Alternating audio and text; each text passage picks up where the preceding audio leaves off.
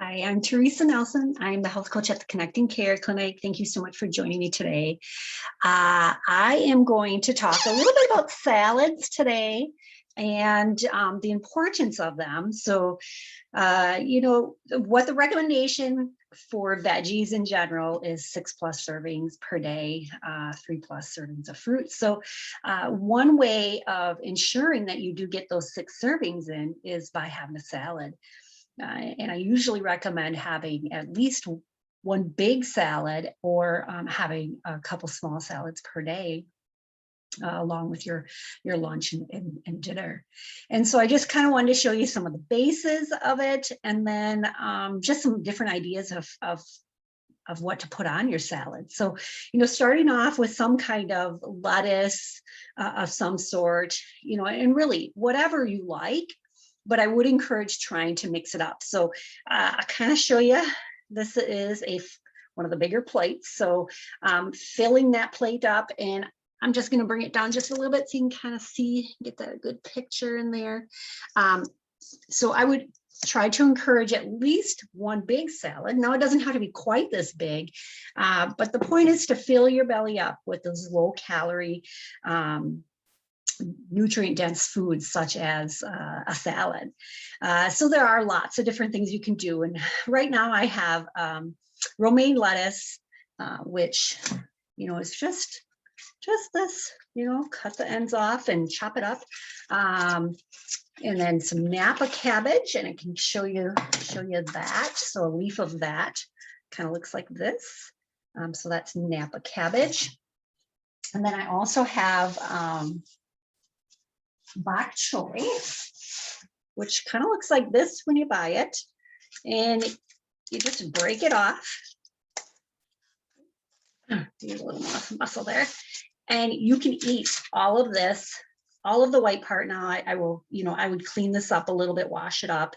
And then you can chop up this white part, and it just makes it nice and crunchy. And it's nice and sweet. So bok choy.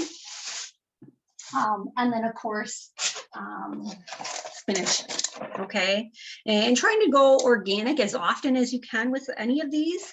The other thing, and did I bring it in here? I do not see it, is the red cabbage, and you'll see that on my salad here. So just really trying to brighten it up, use lots of color, okay? So some things then to put on your salad outside of your base can be such things as you'll see these little things on here on my salad here. And so that's broccoli slaw. And you can buy broccoli sprouts, which are extremely healthy for you. So if you like a sprout on your salad, I would probably encourage you to do that, and just chopping that up and putting that on your salad too. You can shave carrots on there. Here's the broccoli slaw. I'll kind of show you what that looks like. Okay. And so again, if you don't like it stringy like that, cut it up and you can toss it on there. The other thing I'd like you to remember is, for some people, the prep is really the hardest part. So if you want to buy bags and just combine them, and you can buy cabbage all chopped up for you. I don't see a lot of it, the purple cabbage all chopped up, but by all means, if that's the way that you're going to get your salad in, then use the bags things, okay? Just be careful with the bagged kits, because those will have some added dressings and maybe even something else on there that's not as nutritious. So other things, like as in vegetables, cucumbers, a couple other things I have in here in my bowl, could be the peppers. Okay, you could do that.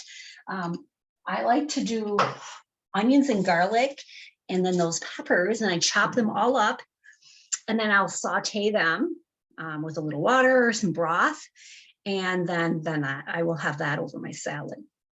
And so that's pretty tasty. So definitely incorporating onion and garlic, some peppers. Okay, those are great things to put on your salad. So other things such as potatoes, white potatoes or sweet potatoes. These, get the bad rap, white potatoes. So you can eat them, but the suggestion is that you cook them, cool them, and then you can use them however you want to. And you can reheat them. The glycemic or the insulin spike is less when you cook them and cool them.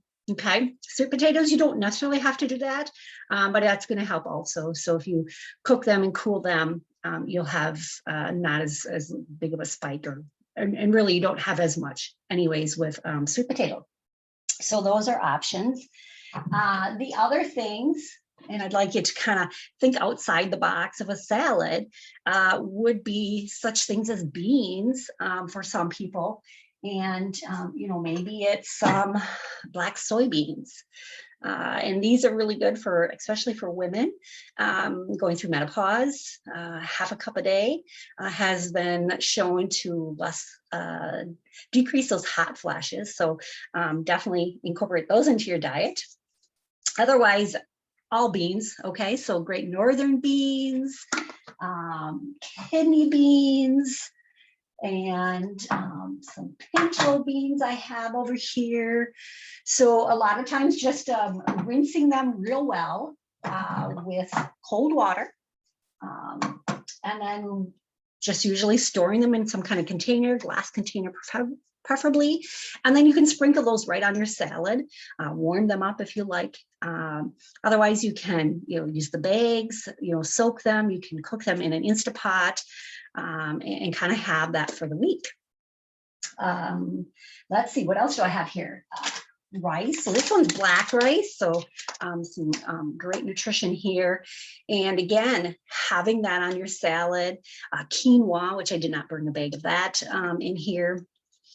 You can definitely cook that up and sprinkle that on your salad, which will give it a different texture and something else to add to that.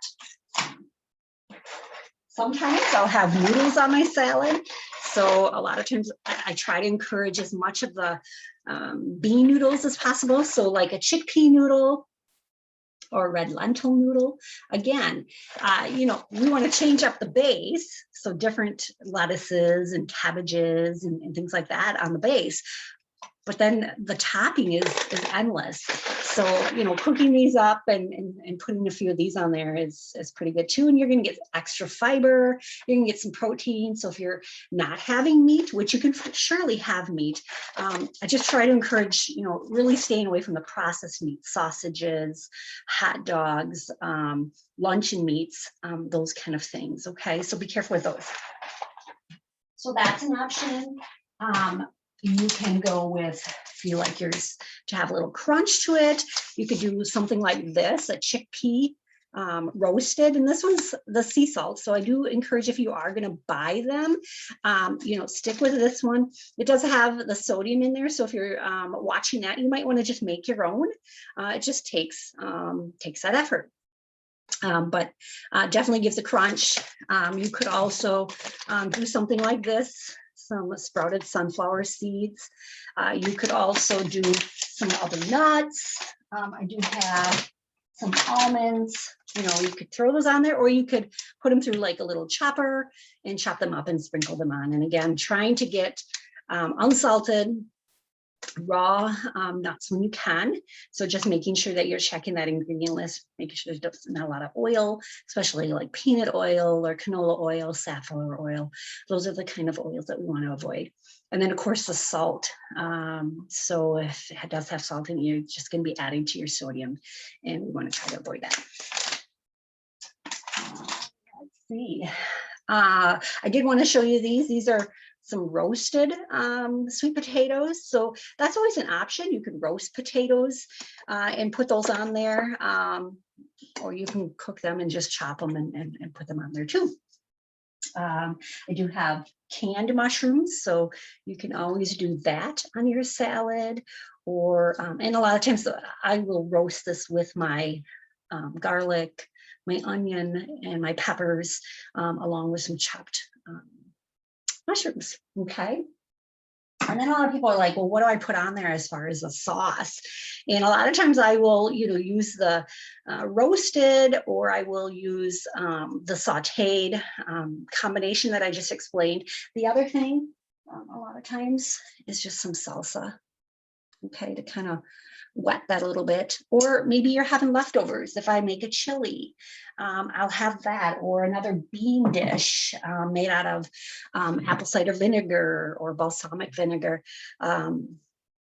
I will add that to the top of my salad so that I'm not having to use dressings.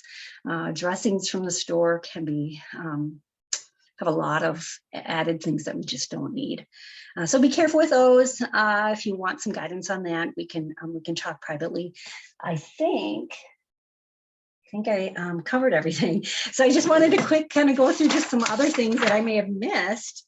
Kale, let's see, the red leaf lettuce, broccoli, cauliflower, all of those kind of things. Avocado, a lot of people like avocado on their salads. Cherry tomatoes, chives, corn. A lot of times we'll have corn. We buy the frozen organic corn, and then we'll sprinkle some of that on our salad. Olives, zucchini, beans, as in maybe some green beans. Let's see, parsley, dill, dried, sun-dried tomatoes. Those are pretty good. And then if you want something sweet, so grapes, apples, kiwi, cranberries, and then of course, if you are using meat, you can always use chopped up, chicken or tuna, hard-boiled eggs. A lot of people like those on there. Maybe some shrimp. Other things that you can put on there, walnuts, we talked about the nuts, and of course the pasta I talked about. Mustard, if you like it. We do like a cheeseburger thing. We don't use a lot of cheese, but it's not really burger, it's like a quinoa, but it kind of reminds you of a cheeseburger.